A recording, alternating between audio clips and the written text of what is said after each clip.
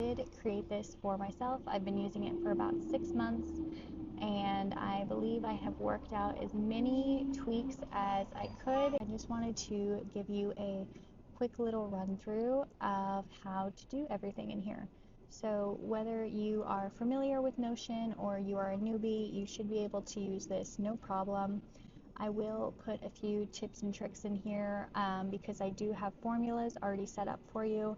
If you need to change certain dates or the names of things for your own use cases, you will absolutely be able to do that. So I have been a real estate agent for just shy of a decade, and for about half of that, I've been a transaction manager. I now manage roughly 20 agents, give or take, at any time, and anywhere between 25 and 40 transactions a month. So I created this for myself because all of the tools that I was finding were specifically for agents and they didn't make sense for me to use, like Follow Up Boss or we use Brokerman at my office, and I still use that to turn in all of my paperwork. But this is for my own internal organization. So if somebody asks me when a Binzer date is, I can just I can go and look at that immediately. I can pull up when all of my Binzers are due, which I will do just so we can get into it here. Um, so right now there's only going to be probably one on here, but this would be the address, and then any other ones that you have in here are going to populate for the Binzers. Same thing for your closings here. If you are representing a buyer and you need to order a home warranty, I have a date in here that I order the home warranty by, and so that's what this is for me personally because I get paid so sporadically. If I have 8 closings in one week but only one closing the next week, it is really helpful for me to know what I have coming in at any given time. So that's what this section is for. Even if you're just an agent and you have, 2 or 3 closings in a month and you want to know where those fall, it is really helpful to see. So that's what that is for. If you put all of your listings in here in this listing section, they will populate here so you can see when your listings are going to be expiring. Again, this is really helpful if you run a brokerage or if you manage a lot of agents so that you can see what is expiring. The first thing that you're going to want to do when you come in here is you are going to want to duplicate it because you will not be able to edit this template. So once you duplicate it and you're in your own Notion, I've just got a brief little intro for you here, but what I really wanted to go over was how to actually use it. I want to go through this with you because it is very, very helpful, but not entirely automated. So you still have to do a little bit here and there, but it takes literally like 30 seconds, so it's not a big deal.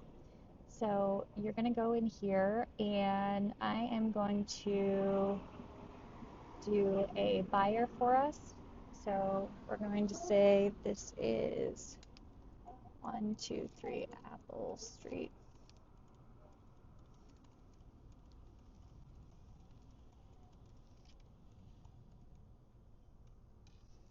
And I added some agents in here for you. You can obviously add more. All you would do here, if you don't see it, you would start typing and then it would add them for you. Also, you can edit them here if you want to change the color, if you wrote their name wrong, something like that. Notion is really, really user-friendly. I've built something a little bit more complicated, so that's why I want to go over it with you, but it should be really easy for you to figure out. So the acceptance date is going to be today, so that's the date all the paperwork was signed. Our closing date we're going to put as July 30th, just so we can see everything in July. Actually, we'll make it August 30th so you can see what that looks like. So now you can see what's in July and what's in August for your closings. The Binzer Day is automatically a 10-day period. If that's different wherever you live, you just would change this formula. Okay, so acceptance date here, this is a 10. All you would do is change this 10 to any other amount of days that is more accurate for your state. but I think 10 is most common. That's what we do here in Arizona. And if for some reason we have a 14 or 7-day or no day inspection period, something like that, that's what the Binzer manual date is for. So if you chose something in here, it's going to change both of those. But then if I want to clear this, it's going to go back to what it said originally. Commission, this is for my personal commission on what I'm getting paid on each deal, but if you were representing a bunch of agents, you could put the total commission in here. So really just depends for you. I like to just have any applicable information in here. You'll also see when you open up the rest of the properties that when we're representing the buyer, you want to fill this information out. So we're going to say it's $300,000 and the earnest money is $3,000. Concessions, we'll say 3. So this is kind of something to work around also. 3 is obviously going to be 3%. If it said like 15,000, that's probably $15,000, but you can't have a percentage and a regular number in the same field here. So we're going to say Bob the buyer at gmail.com. Bob buyer 1, 2, 3 4 5 6 7 8 9 9. And this is just if you had, more seller info, or you just want to copy and paste any information in there. If you want to put the lender in here, any notes, like if there's a post-possession or something like that. And then I have all of these ready to go. So now that you filled out your information, it's going to auto-populate your email template. So then all you would do here, and usually for this kind of stuff, to make it easy, I just copy and paste like the agent's email signature. I just fill it in there. And then I just copy it to clipboard, and then you take it into your email and you email title, and it took you like 3 minutes. And yes, there are templates in Gmail, but this is just so much easier to me. Same thing here. So depending on what your agent name says here, it's going to populate. Congratulations on your purchase of the property. This is for a buyer. I will be assisting agent, blah, blah, blah. Also, if you ever needed to change these, so it is technically a formula, but the formula is mostly writing. So you can come in here and change these at any time if you wanted to change the dates again, or if you just wanted to delete the part that says I will be assisting the agent, you can delete that. ChatGPT is really helpful for writing the formulas in here. If you're not sure how to do it, just say this is what it says, this is what I wanted to say, and it's a simple copy and paste. These formulas are really easy. I actually don't use this one. I use the one that I have in Gmail because it is better formulated with bold and everything like that. But this is in here if you want it. It's for requesting disclosures. And then I have a seller congrats email. And I mean, those pretty much cover it. You can always add more in here and make your own custom templates. These are just to get you started. Oh, and then there's one for an LSU as well, if you wanted to email the lender and request the LSU as soon as you go on your contract. So this is what it should look like, and I added this in here, but it really just depends if that's important to you. You'll see later what the tasks look like, so I'm just going to hide it for now. This is really like the most important part of this whole walkthrough. So you want to, by task name, you're going to click this button, and then you are going to duplicate. You see they all have that 1. You don't want to click anywhere when they're all highlighted like that, because then you have to go reselect them. And then you're going to change the related property to what we just did, 123 Apple Street. Okay. Now our filter is for empty, so you want to go to contains and 123 Apple Street. Okay. And now you have these specific tasks for that. this is the part that is manual. So you have to go through here. This is just something with Notion that you just have to deal with a little bit.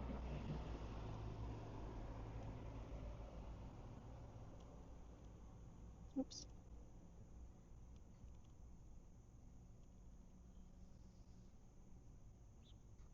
There you go. So these are going to be your due dates.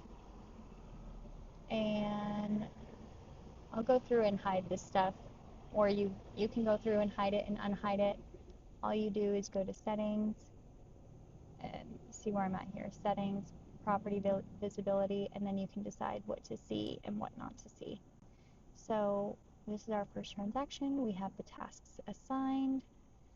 And then now we will go into our other portion, which is the task manager. So now you can see these in here. I'm going to have the related property. Oops. Actually, it's probably fine where it was.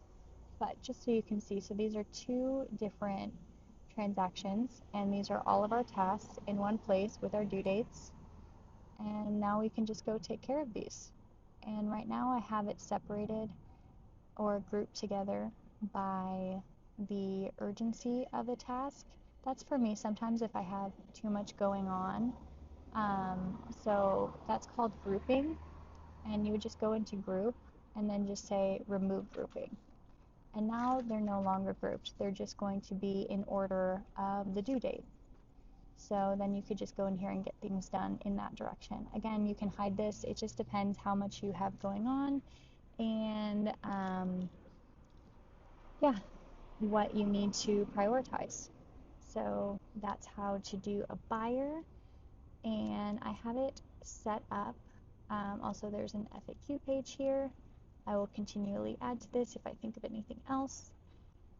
And then in here, so you have a closing in July, you have a closing August, February, January, and typically you wouldn't have things in the past right here because these would have been closed, because this page is also, that's what, when these are highlighted, it means something is populated there. So these are highlighted or filtered by only under contract and pending, which is this here. So if this were to close, it's going to disappear and not be on this page anymore. So if I changed this one to pending, it's still going to be on this page because you can see everything on this page, but only pending transactions will be on this second page.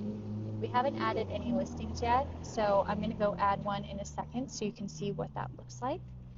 Again, the board is going to go over everything for you.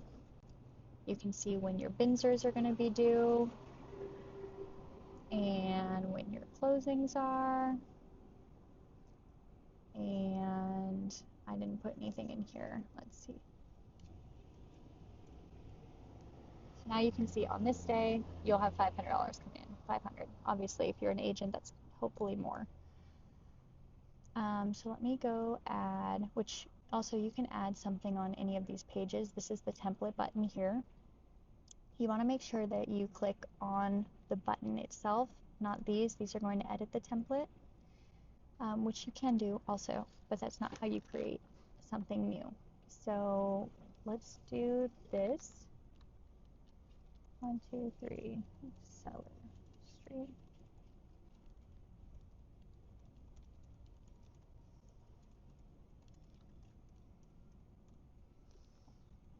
Okay, agent number 2. Listing start date. We'll say it starts today. It expires December 31st. So you're not going to fill these up. These are not under contract yet. This is before you're under contract. So you're really not needing to fill much out here. If you have your seller information, you can add that in. What I did on this recently was that if you want to only do these pre-listing tasks, you can. But what I found was that once I did go under contract, it seemed like it was just an extra step for me to go ahead and add a seller checklist as well. So my recommendation is that you add both if you're adding a listing that is not under contract yet. So we're going to duplicate all of these. Okay, See all of those there. And then you're always going to look for this little arrow. And if it's not here, then it's in here. Related property is going to be 123 Cellar Street. Okay. And now that has disappeared, we're going to change related property to contains 123 Cellar Street. And then again, this is the most manual part of the whole thing, is that you need to go in here and delete these.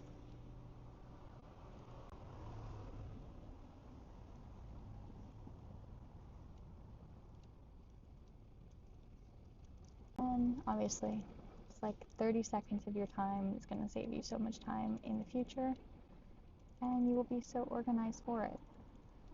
So also the listing has a different due date, so I don't think it's visible right now. So you want listing auto due date, I believe is what it is. So those have already populated. We're going to pull those over. So listing auto due date, this must be that. I will clean all of this up before you get it. I just had to duplicate my template that I use all the time to create this one, and there's just a few little things that clearly I need to ring in before I give it to you. Okay, so as you'll see, these are all the tasks that you would have when you are in the pre-listing phase. So say you don't want to look at all that because you're not under contract yet. All you're going to do is, also if you can't see this for some reason, usually it's because this is not selected, so you just click on this little button here. So you would just unselect seller and both, and now you just have your pre-listing. And these pre-listing tasks, as of right now, how I have it set up, do not go, let's see if this will take you there. Perfect. So that will take you to the task manager. Right now I do not have them set up to go in here because I have it in a separate section.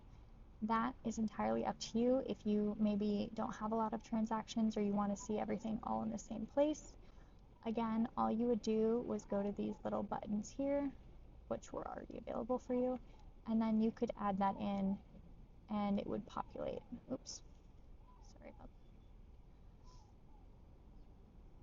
that. Should. I think I must have it filtered. Hang on. Obviously, oh yeah, pre-contract. Is that it? There it is. So, and again, that's a different due date formula. So it's not going to populate here because it's called listing auto due date, not due date.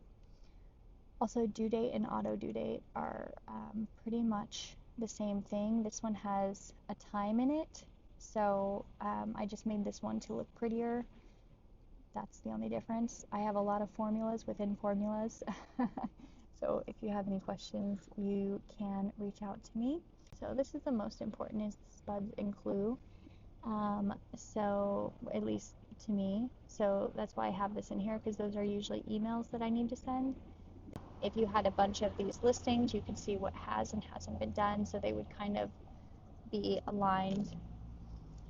And then it's just going to be everything that you have in here. Obviously, these will all be addresses. It's just a different way to look at the same information. See when the expirations were.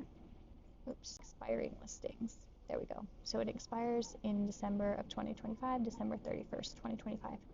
So I think that's pretty much the whole thing. So thank you for being here for 25 minutes. I've been talking for a long time. Yeah, I think that is it. You have pretty much everything you need. If I think of something else, I will make another video. But my name is Alika. Feel free to reach out to me. Again, I've been doing this for a long time, and I made this for myself. So it should have most kinks worked out of it by the time you have it available to you. And if there's anything that I can help with, I would be happy to. So thank you so much, and have a great day. So I wanted to go over one more thing because We did the seller street here, and I just wanted to show how easy it was. So see, we hid the other stuff, and we already have what we need for these, for the rest of the transaction. So this is saying like if we went under contract. So we can uncheck, assuming that these things are done, or just that you don't want to look at them anymore because you're under contract, you're no longer in a pre-listing phase. We can hide those things, and then we're going to change this to under contract, so it's no longer going to be in our listing section. And then we want to go in here and add all the information. So it's accepted on July 1st. It closes on July 31st. You can add your seller information in here, but yeah, I just wanted to share that quick thing. So that's the other thing in here, is that you would no longer need this date. So you would then want this date that will auto-populate everything for you. And if for some reason these are not populating, which they always should, but if for some reason they're not, an easy way to figure out why without going into a spiral is, it's so black and white. Just go into what the formula says and then just make sure that the task name matches that exactly. And that is all you need to do. So I think that that's all I wanted to show you. Oh, and then these are in here as well. If for some reason, I mean, kind of the whole point is the task manager, but if for some reason you don't want to use this and it seems too complicated and you just want like a repeatable checklist, those are in here as well. And this is connected to, this is not a database, this is just on this page. So that is connected only to this property that we've created. So you don't need to worry about this changing on any other page. So you have your pre-contract and your under contract, and then if you want to put the seller contact information in here, again, that's just another option for you. But I think that that should cover it. So now that that one is under contract, you should see it populate. So there it is. And yeah, that should be it. Let me see if there's anything else I wanted to show you. So again, if you wanted to hide these things, you could. This is just an extra feature for sorting. If you wanted to group things together, and you can always change what you think they are. You can also change the names entirely. Again, this is very customizable to you.